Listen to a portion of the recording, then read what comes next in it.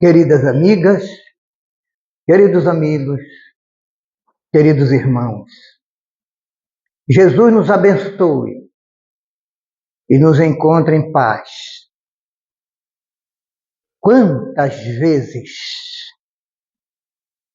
recebemos o convite do alto em centenas de reencarnações que já vivemos, praticamente em todos os rincões da Terra, povos, raças, etnias, civilizações, exércitos. Quantas vezes Jesus já nos chamou? Desde Krishna, na Índia milenar, com a literatura dos Vedas, as escrituras sagradas daquele povo, e o popular Bhagavad Gita, tão parecido com o Evangelho de Jesus, que é chamado o Evangelho do Oriente. O Zend-Avesta, do Mazdeísmo, na Pérsia. O Zoroastrismo, a sabedoria dos amigos de Cristo, nos pré-socráticos. Todos aqueles que no Egito vieram a pedido de Cristo para trazer a noção da imortalidade, da reencarnação, e deram um livro para os desencarnados, o livro dos mortos. E para que é um morto que é um livro? Porque ele não está morto. O livro que traz a sabedoria dos que desencarnam, palavra que não existia na época. E os tibetanos copiaram o livro tibetano dos mortos. Nós sabemos que são todos amigos de confiança de Jesus. Krishna, Confúcio, Lao Tseu, Hermes Trismegistro, Sócrates e Platão, enviados a pedido dele para nos trazer mais uma gota da sabedoria de Deus, o Criador, ou mais uma semente para os que já tinham o coração aberto, pronto para a semeadura. Mas Deus, respeitoso como é, com o nosso livre-arbítrio, permitiu que, no passar dos évos, nós pudéssemos utilizar a nossa decisão, a nossa escolha, a nossa vontade. Que nas primeiras fases da evolução são dominadas pelo egoísmo, pelo orgulho, pela prepotência, pela vontade do domínio. E devido a essas vivências mentais, orais e comportamentais, é óbvio que erramos muito. Ainda somos considerados uma humanidade nova,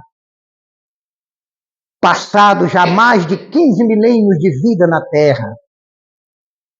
Uma humanidade nova. No carinho de Jesus, crianças espirituais.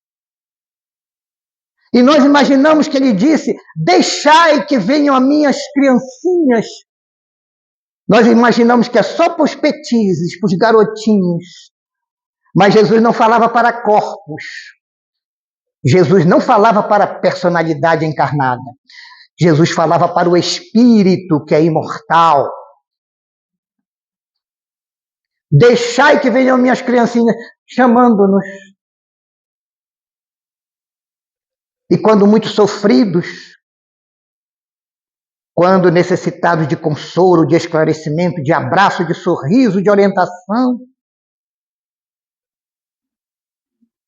ele então chamou mais diretamente: vinde a mim, todos vós, que estáis aflitos, sobrecarregados, que eu vos darei o alívio. Embora não tenha sido ele o causador de nossas aflições, das nossas sobrecargas, das nossas responsabilidades, das consequências dos nossos erros. Mas nós não compreendemos isso.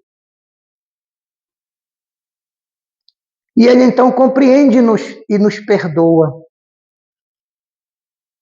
E no passar dos séculos, fomos nos revestindo de corpos diferentes, em situações, épocas, regiões, circunstâncias e condições diferentes, experimentando o viver, aprendendo com os nossos erros, às vezes cruéis, às vezes destruidores da paz alheia.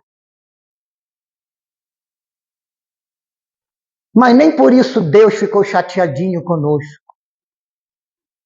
Nada que façamos de errado, por mais grave que seja, diminui um pouquinho o amor que Deus tem por nós. Nada. Continua o mesmo amor de sempre. Então, o Filho, aquele que ele escolheu para o nosso guia e modelo, guia, porque conhece o caminho que já trilhou, ele é puro. É o mesmo caminho que nós iremos trilhar, que estamos trilhando. Mas ele já passou. Ele é um expert nesse caminho chamado evolução. Então ele é nosso guia, porque conhece o caminho em detalhes e ele vai à frente, como qualquer guia de um domingo de trilha que façamos. O guia vai sempre à frente. E os guiados, vamos acompanhando o guia. Mas o nosso livre-arbítrio, de vez em quando, nos transforma em desguiados. E nos desviamos do caminho que o guia vai trilhando e apontando para nós. E quem se desvia do caminho certo, perde-se. E quem se perde, sofre. Em qualquer campo, principalmente moral, espiritual. Então, apesar de termos vivido na diversidade de corpos, personalidades, famílias, locais, épocas, raças, etnias e povos, Deus continua confiando em nós. E cada vez mais vamos aprendendo um pouco melhor e um pouco mais com os nossos próprios erros. Deus não fabrica erros. Cristo não comete erros. Nós cometemos erros. Aí está a origem do sofrimento. O sofrimento é uma consequência de erros. Toda vez que nos afastamos da verdade, da lei, da orientação segura, do caminho reto, sofreremos logo mais as consequências. Lei de causa e efeito. Base da lei da justiça. E onde está? Todo o capítulo 5º do Evangelho segundo o Espiritismo é baseado no bem-aventurados os aflitos, bem-aventurados os que sofrem, vinde a mim todos vós que andais aflitos e sobrecarregados. Então, Este livro é um manancial de consolo, esclarecimento, orientação, apoio e encaminhamento das almas para Deus, por meio do Cristo, que é o guia. Mas além de guia, conforme a pergunta 625 do Livro dos Espíritos, ele também é modelo. Foi isso que Kardec colocou na pergunta. Qual o ser mais perfeito? O perfeito de todos os perfeitos. Qual o ser mais perfeito? Que Deus tem nos enviado à Terra para que nos sirva de guia e modelo.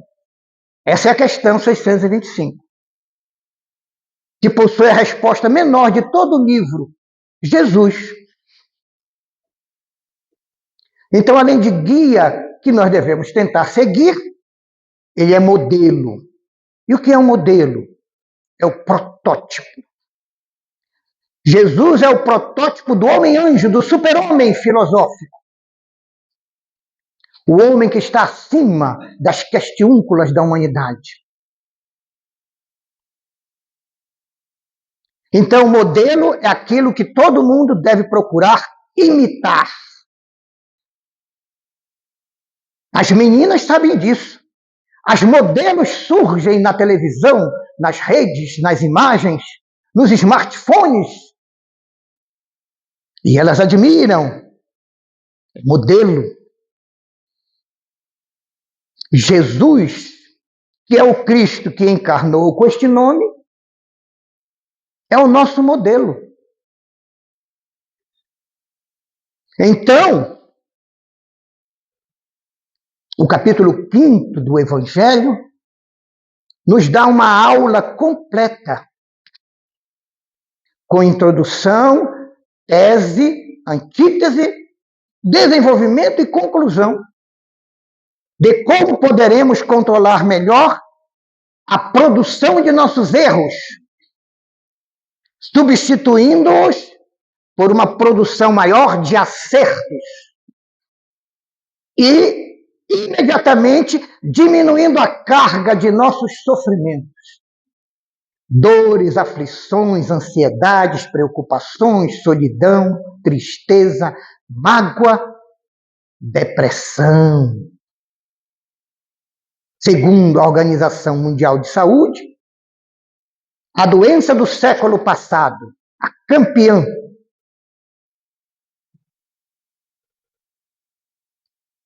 os espíritos produziram um esquema de estudo e aprendizado em o Evangelho que é impressionante. Os 6 primeiros capítulos tratam de temas básicos da doutrina. Não vim destruir a lei. Há muitas moradas na casa do meu Pai, meu reino não é deste mundo.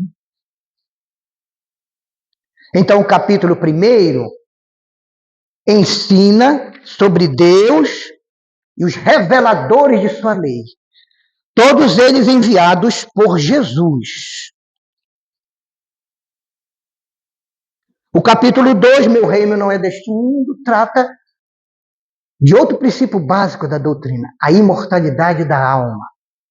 A alma é criada e pode viajar na estrada da evolução por vários mundos, nos quais ela aprende, ela se corrige, ela se orienta, ela cresce e evolui. No capítulo 3, o caminho da evolução em várias moradas. Mundos primitivos, mundos de expiação e provas, mundos de transição ou regeneradores, mundos superiores e mundo de espíritos puros. É uma redução muito sintética para dar uma ideia do que podemos viajar no tempo. que nós dizemos que está contra nós, mas não é verdade. O tempo está a nosso favor, porque a inteligência suprema nos criou imortais. Então, desde o dia que ele me criou, eu tenho todo o tempo do mundo que eu precisar para me tornar puro. O capítulo 4, outro fundamento da doutrina, a lei da reencarnação. Ninguém poderá ver o reino de Deus se não nascer de novo. Reencarnação, palavra que não existia na época de Jesus. É um termo moderno, da Idade Média alta. Mas renascimentos, os judeus já conheciam. E eles tinham uma teoria sobre renascimentos, que dizia assim: uma alma que não consegue se purificar nesta vida, poderá voltar a esta vida outras vezes, até que se purifique. E esta doutrina, esta tese judaica, tinha nome, Gilgul Neshamu, Caminhos Evolutivos da Alma. Gilgul Neshamu. O capítulo 5 estuda a lei de causa e efeito. O efeito chamado dor, sofrimento. Que a sabedoria divina, que não causou esses efeitos, aproveita-os para nos ensinar, a fim de que não erremos de novo os mesmos erros, transformando o sofrimento em uma finalidade reeducativa. Ah, mas eu não aproveito. Mas não é problema de Deus, nem do Espiritismo, nem de Kardec, nem de Cristo. É uma adaptação que é um dever seu, pessoal. Nós temos que aprender com os nossos erros. Não podemos ficar errando os mesmos velhos erros, reencarnações sem fim. Porque os sofrimentos virão, porque é da lei. A lei de justiça tem por base a ação e reação, causa e efeito.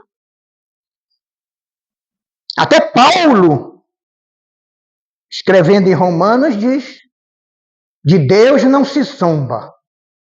Aquilo que o homem semear, isto mesmo ele colherá. E o capítulo 6, os 6 primeiros capítulos do Evangelho, é a base doutrinária, a vinda do Consolador. Porque vendo o Cristo que a readaptação da humanidade às leis divinas é muito lenta, era preciso que ele deixasse uma mensagem de esperança, de estímulo para o futuro. Então, o capítulo 6, o Cristo Consolador, que é o elemento, a ferramenta mais utilizada por nós, porque sofremos muito, temos que ser muito consolados. Erramos muito, produzimos dor, sofremos, precisamos de muito consolo, recebemos o consolo, somos orientados, fazemos o tratamento, tomamos passe, levamos a água magnetizada, também chamada fluidificada. E será que nós temos que ficar 50 anos fazendo isso toda terça-feira na casa espírita? Ou não é mais lógico ficar um tempo nesse sistema e depois passar para o outro sistema de trabalhador da casa, membro da equipe, cooperador dos planos maiores da espiritualidade que sustenta a casa espírita? Isso é o natural, gente. É o natural e lógico. Então, se alguém diz com muito orgulho: eu estou há 40 anos fazendo este tratamento, você deve dizer: então o centro espírita falhou.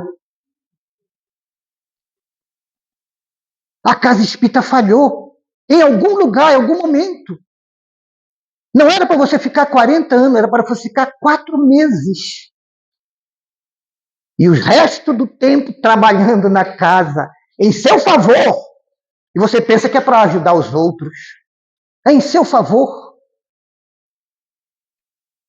Então, os 6 primeiros capítulos da obra, pontos básicos da doutrina. Do 7º capítulo ao 15º, que é fora da caridade não há salvação, são itens do Evangelho escolhidos para nos orientar nas nossas relações com o próximo. É como se fosse o primeiro bloco, 1 a 6, amar a Deus. Segundo bloco, 7 a 15, amar ao próximo. E o coroamento de amar ao próximo é o 15º capítulo. Fora da caridade não há salvação. Do capítulo 16 ao 20, aí muda.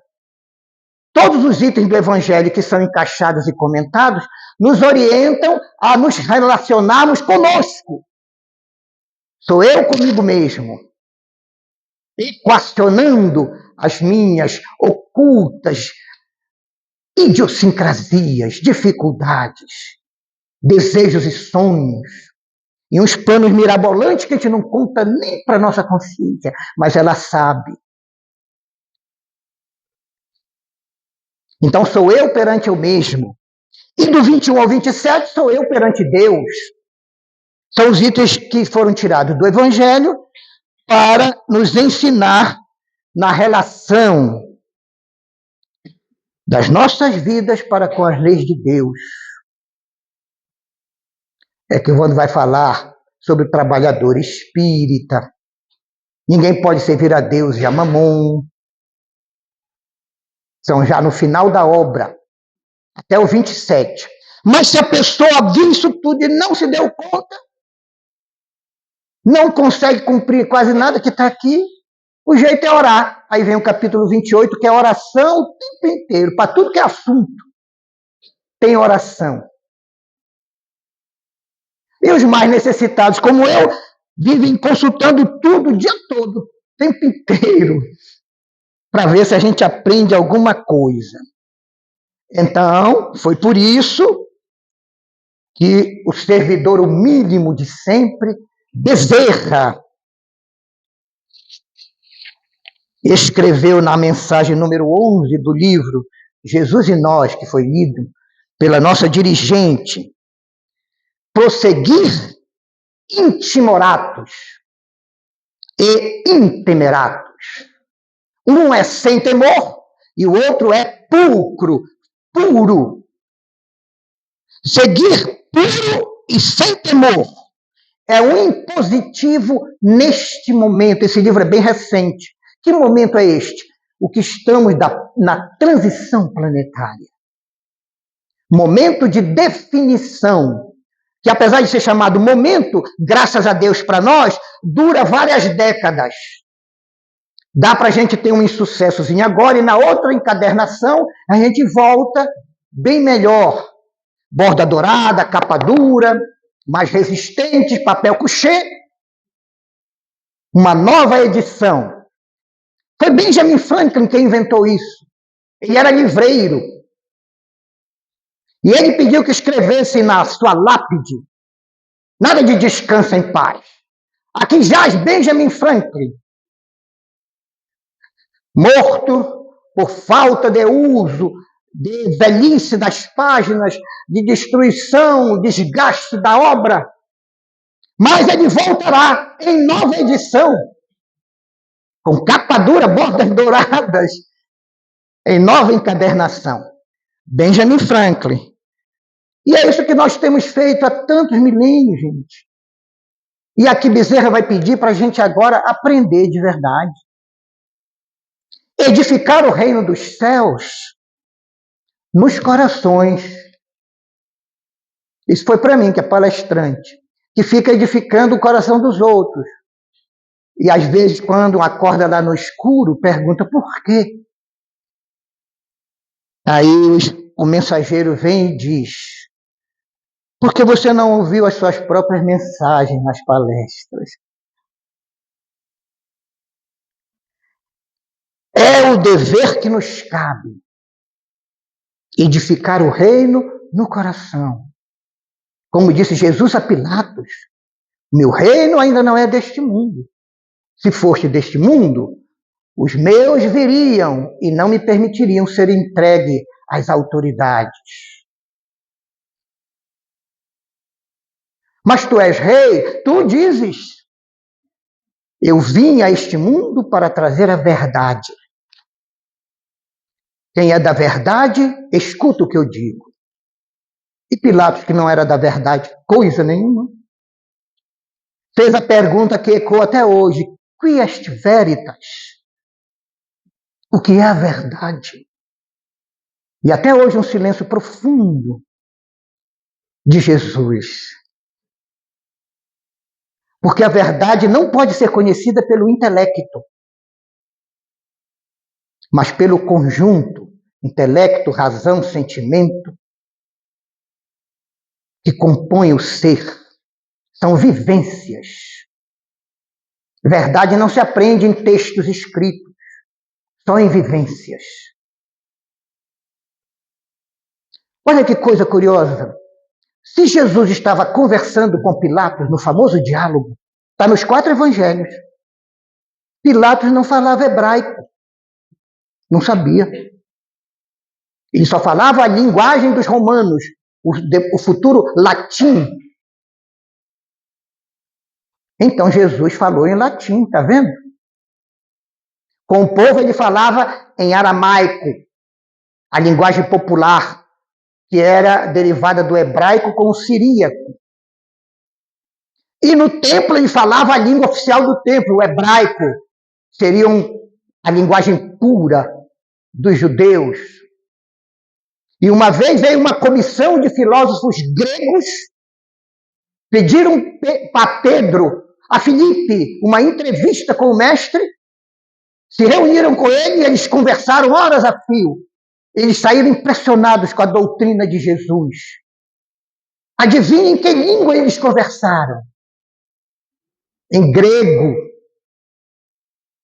Grego, hebraico, aramaico, latim. Jesus era poliglota. Está vendo? Então,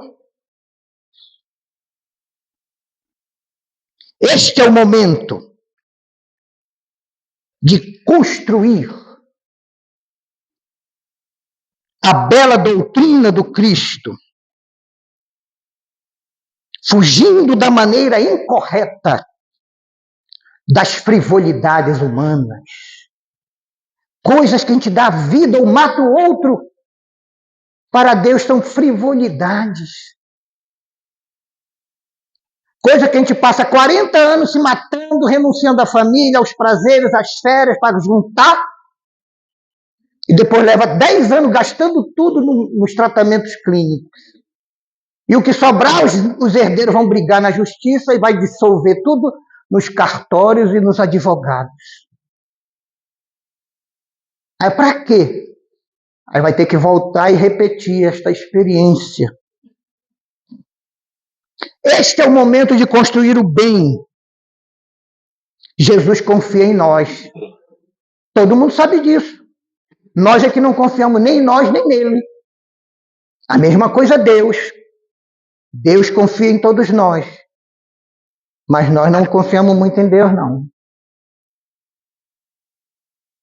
Porque quando vem uma consequência de um erro grave que nos maltrata, às vezes de surpresa, qual é a primeira coisa que nós dizemos? Olhamos para o céu e diz: meu Deus, por que logo eu? Porque não sou aquele que eu não gosto?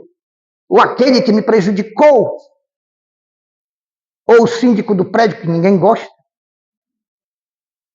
Porque não foi o governo, o chefe do executivo? Fica culpando os outros. Isso é falta de confiança em Deus. Porque se vem um sofrimento à sua vida hoje, porque você, primeiro, fez por merecer. Segundo, tem forças para suportar. Terceiro, vai se reeducar com aquele problema. Quarto, vai sair mais evoluído do que antes. Isso na visão de Deus. Mas nós que somos pessimistas, vemos tudo pelo contrário.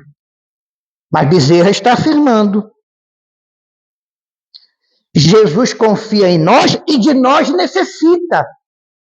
Cristo age por nossas mãos. Como é que Cristo vai ajudar uma humanidade de 28 bilhões de espíritos, que é a nossa, se não usando as mãos dos outros, um ajudando o outro, a lei da cooperação? Quando Paulo caiu do camelo, quando ia descer para Damasco, lá no deserto, e uma voz, uma luz, perguntou a ele: Saul, Saul, por que me persegues? Ele disse: e Saul, que é o Saulo, quem és, Senhor? Eu sou Jesus, a quem tu persegues, mas sem nenhuma raiva. Se fôssemos nós: Saul, seu louco, olha o que tu está fazendo, você não tem vergonha na cara, não? E começavam a dizer: tu és isso, tu és aquilo. Jesus não. Ele estava destruindo a obra de Cristo em Jerusalém, invadindo casa de seguidores, prendendo pessoas, permitiu que matassem Estevão, que era o maior médium atuante da época, nos seguidores de Jesus, inclusive de cura. Estevão, que na verdade era Gesiel, irmão de Abigail. Bem, então, quando ele disse: eu sou Jesus, Saul, nossa, um homem desse cuja luz é mais forte que a do sol, no deserto, e me fala dessa maneira, ele se entregou e disse: que queres que eu faça, Senhor? Que queres que eu faça? Manda que eu obedeço. Pensa que Jesus disse? Não disse coisa nenhuma. Vai na cidade e lá te será dito tudo o que deverás fazer. E no dia aprazado, 3 dias depois, foi na casa de Ananias, que era o principal que Saul ia prender para levar para Jerusalém e matar. Ananias, eis-me aqui, Senhor. Vai à rua direita, à hospedaria. Lá está um homem chamado Saulo. Ele está neste momento em jejum, em oração, e ele está vendo o meu diálogo contigo aqui. Está escrito no Atos dos Apóstolos, capítulo 7. Ele está lá, está vendo. Olha, ele estava cego. Como é que a Igreja Católica não vê isso, gente? Está escrito no texto bíblico. Ele estava cego por causa da luz, mas estava vendo o que Jesus estava vendo e ouvindo o que Jesus estava conversando com Ananias. Mas quem foi que disse isso? Foi o próprio Jesus, disse para Ananias. Está escrito no texto. Tanto que Ananias: mestre, o que é isso? Se fosse carioca, Ananias: perdeste a noção do perigo, Jesus? Mestre, por quê? Quantas coisas ruins ouvimos deste homem em Jerusalém? O que ele faz contra os teus santos? Os seguidores de Jesus se chamavam de santos. E ele disse: vai, porque ele irá saber e aprender o quanto deverá padecer pelo meu nome. O quanto Paulo de Tarso, o maior bandeirante do Evangelho, terá que padecer pelo meu nome, conforme aconteceu. 30 anos de sofrimento, trabalho, renúncia, dor, perseguição. 2 vezes dado como morto, jogado no entulho.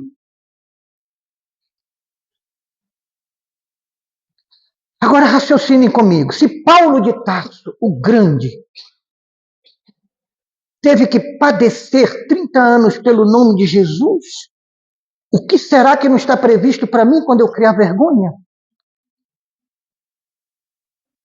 O que será que está previsto para nós? Continua Bezerra.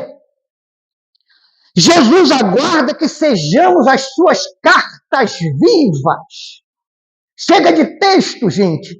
Já há tantos livros no mundo, na doutrina espírita, quantos mil títulos já existem de obras que tratam de todos os assuntos. O que Cristo está precisando agora são de cartas vivas. A senhora é uma carta viva, a senhora é outra, você é outra. Cartas vivas. Quando você chega, a presença do Cristo está ali. Quando você fala, o ensino do Cristo é transferido ao outro que ouve.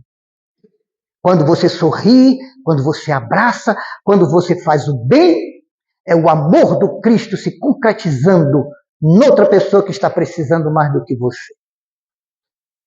É isso, gente, é simples. Este é o raciocínio de Bezerra e de Cristo. Para que devemos ser cartas vivas? Diz Bezerra, para que o mundo leia em nós a mensagem viva e imortal do amor. Quando você é uma carta viva, o outro vai ler em você o amor do Cristo e o amor de Deus. E vai se iluminar, claro. Como disse Jesus, vós sois a luz do mundo. Logo no início do Sermão da Montanha. Que brilhe vossa luz diante dos homens. No céu não precisa, que lá está cheio de iluminado já. A sua luz nem vai ser notada. Aqui não, está cheio de escuridão. Qualquer palitinho de fósforo que você acende no coração já ilumina um pouquinho. E olha o que ele diz, trocando luz por obras. Que brilhe a vossa luz diante dos homens, para que os homens, vendo as vossas boas obras, iluminem-se também, e todos glorifiquem a Deus. Todos. Glorificar não é homenagem de coisa nenhuma, gente. Isso é criação das doutrinas que materializam os ensinos espirituais. Glorificar a Deus é criar vergonha, é se tornar bom, é fazer o bem, é se transformar, é dar a mão. Deus não precisa de nenhuma glória de ouro, de prata, de bronze, de marfim, não precisa. Ele é dono do universo. O homem é tão metido a esperto que ele pega as coisas de Deus, transforma em beleza e oferece a Deus em oferenda. Ele está dando uma coisa que não é dele. Tem gente no espiritismo que gosta de fazer a caridade com os bens dos outros. Vocês conhecem, sabem o que eu estou falando, não é? É um problema nosso, da nossa idiosincrasia, da nossa cultura, do nosso atavismo. Em outros séculos, em outras religiões, fomos acostumados a isso, a barganhar com Deus. Ficar negociando, dar coisinha assim, pensando que Deus, como os portugueses e espanhóis chegaram aqui na América do Sul, na América Central, dando bugigangas e pegando ouro com os índios. Então a gente quer dar coisinhas que não têm valor para Deus e ganhar dele as melhores benesses. Não vai rolar, gente. O que funciona são as leis. Leis imutáveis, soberanas e eternas. Se você não se enquadrou na lei, dançou, vai sofrer. Como Paulo disse, de Deus não se zomba. Aquilo que o homem semear, ele vai colher. Finalizando, tanto o Dr. Bezerra como também a nossa meditação da noite, tendes um compromisso com... Agora chegou aqui no centro. Tendes um compromisso com o Espiritismo. Como? Antes de reencarnar, chorando de joelhos, se acabando de chorar, você pediu por tudo que viesse nascer no Brasil, ainda conseguiu um lugar maravilhoso, Distrito Federal, e fosse espírita. Foi você que chorando pediu, de joelhos. E agora, quando você é jovem, seu pai convida para o culto do evangelho lá. Ai, mas que coisa, menino. Onde que eu estava com a cabeça? Porque não lembra. Mas pais, filhos, jovens, idosos, maduros, balzaquianas, todos nós temos compromisso com o Espiritismo. Qual é o compromisso com o Espiritismo? É que o Espiritismo viva dentro da nossa vida. Não é o tempo que a gente tem de frequentar o Espiritismo. Ah, eu tenho 50 anos de Espiritismo. É mesmo? E quantos anos o Espiritismo tem dentro de você? Ah, tem só uns 5 meses. Perdeu tempo. renascestes, assinalados pelo compromisso de reedificar a fraternidade e o amor. E em nome do amor não amado, farás isso nos corações humanos. Não é o amor para ti, para tu te sentires amado. É o amor que tu vai dar para o outro que está precisando. Ou porque nunca foi amado, ou porque não conhece o amor ainda. Nós estamos conhecendo os valores mais profundos da vida. Vida com V maiúsculo, não é a existência na Terra. A vida é uma só, como está em Romanos, capítulo 12. Paulo foi o primeiro espírita, não se engane, Paulo foi o primeiro espírita antes que existisse o espiritismo. É só estudar suas cartas. Nós todos temos esse compromisso de despertar o amor nos outros corações. O amor aqui é como a fonte originária de todas as virtudes, todas. Como orgulho e egoísmo, são a fonte de todas as imperfeições morais. E termina Bezerra, e nós também. Porfiai é um verbo interessante, é um verbo dinâmico, de movimento. Porfiai, batalha, luta, continua, persiste.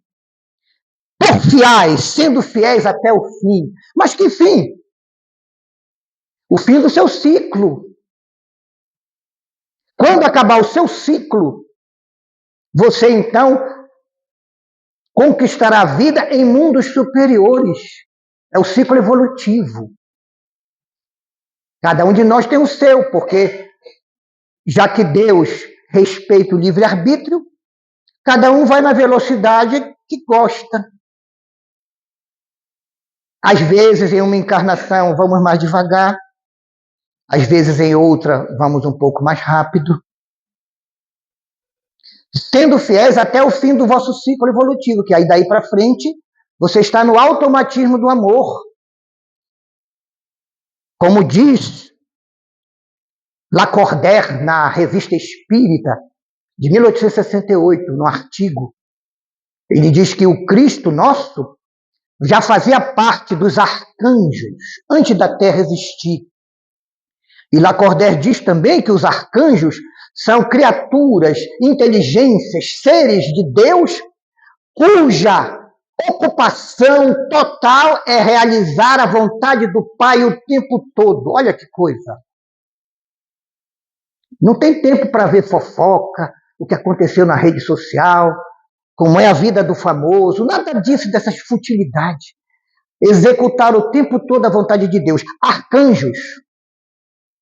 Foi aí que Deus o convocou para preparar um mundo para uma nova humanidade. Somos nós. E o coitado do Cristo, ele aceitou. Ele aceitou nos entregar todos nós dessa humanidade purificados a Deus. Isso é que é contrato de risco, gente. Aceitou comandar 28 bilhões de espíritos e purificá-los todos para entregar a Deus. Eu não aceitei de jeito nenhum. Mesmo que sob chuva, aí vem, mesmo no sufoco como nós vivemos, porfiai até o fim. Mesmo que sob chuvas de calhaus, sobre espículos dolorosos e veredas intransitáveis. Olha, pedradas, sarcasmo que vem dos outros, calhaus. Espículos dolorosos, espinhos, furos, aquelas cutucadas que nossos parentes que nos conhecem dão em nós, nos aniversários da família. Aqueles que vêm devagarzinho e pisam lá no nosso calo, certinho. São os espículos. E as veredas intransitáveis. Às vezes a pessoa está numa encarnação cujo caminho a gente diz, nossa, eu não sei como fulano suporta, aguenta. Ele está nas veredas intransitáveis. Só que tem um detalhe. Quem construiu essa vereda foi ele mesmo. Não foi falha da religião, nem da cultura, nem da família, nem da fé. Foi a vontade dele, as opções, as escolhas. Como Deus respeitou, Deus respeita agora o sofrimento que vai corrigi-lo. O mestre que vos ama vos espera. Deve ser numa cama, porque em poltrona já ia cansar. Aquela do vovô. Já ia cansar de nos esperar. Não, ele não espera nem sentado, nem deitado. Ele espera trabalhando por nós. Conforme ele diz no final do Evangelho. Eu permanecerei. Olha o verbo que ele usou. Eu permanecerei convosco até os confins dos séculos. Quer dizer, até vocês criarem vergonha final e se tornarem anjos. Eu vou estar lá com vocês para comemorar nesse dia. Tadinho de Jesus. E encerra Bezerra e nós também. Avançai, ide. Mateus capítulo 10, que é o famoso discurso, ide e pregai. Avançai. Falai de Jesus. Divulgai o bem. Dai bons exemplos a todos. Exercitai vossa paciência. Sede confiantes. Mostrai a esperança. Distribuí os estímulos aos que precisam. E usai vossas mãos, em nome de Deus e de Cristo, em favor dos que estão em sofrimento. Usai vossa voz para o consolo, a orientação, a verdade. Usai até as vossas lágrimas. Porque há momentos de dor tão grande dos nossos semelhantes que o máximo que podemos fazer é chorar junto com eles. Porque nenhuma palavra tira dor. Uma mãe, quando perde um filho, de repente. Eu fui uma vez chamado para falar algumas palavras de consolo num velório. Mas não me disseram nada. Graças a Deus eu falei algumas palavras da Bíblia, todas gerando em termos de consolo, de apoio. Só depois eu soube. O pai e a mãe estranharam aquele dia que a filha, 12 anos, não descia, não abria a porta do... Sabe aquelas famílias que têm essa estranha mania a porta do quarto dos filhos é um apartamento autônomo, trancado por ele? Isso é uma das piores coisas no mundo moderno. Então estranharam, passou a hora do colégio, passou a hora do almoço, e resolveram entrar, bater e nada. E quando arrombaram a porta, ela havia se suicidado. 12 anos. Então você vai dizer palavras as mais belas de Jesus, só vão fazer efeito depois. Então você tem que abraçar a mãe, chorar junto com ela. Porque a emoção nobre, através das lágrimas, dulcifica os corações. Há pouco tempo eu estive aqui com vocês, tivemos um momento de emoção no final, eu chorei junto com vocês. E foi a parte mais emocionante. Então, até vossas lágrimas usai para o bem e para o consolo do outro, que às vezes está chorando de verdade por um motivo, e não por aquelas bobagens que a gente chora toda hora. Então fiquem com Bezerra, fiquem com Jesus, fiquem com Kardec, fiquem com Deus. Muito obrigado a todos por estarem aqui, neste momento, participando dessas emoções. E vamos trabalhar. Deus conosco e Cristo para sempre. Graças a Deus.